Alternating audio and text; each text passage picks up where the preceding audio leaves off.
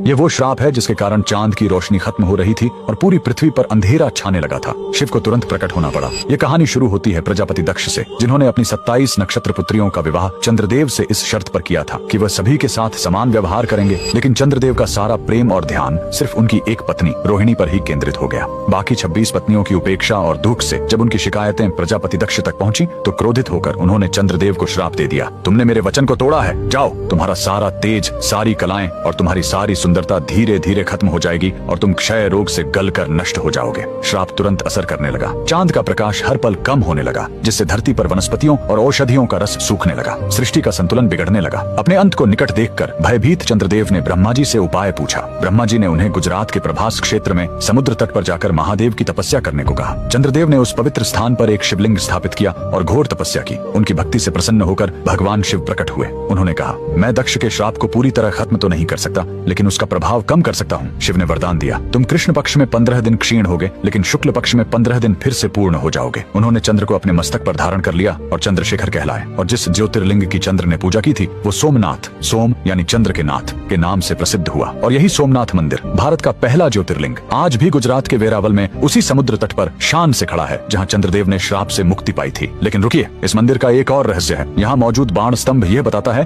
कि यहाँ से लेकर दक्षिणी ध्रुव तक समुद्र के रास्ते में कोई जमीन नहीं है। भगवान शिव के भक्त कमेंट में हर हर महादेव जरूर लिखें।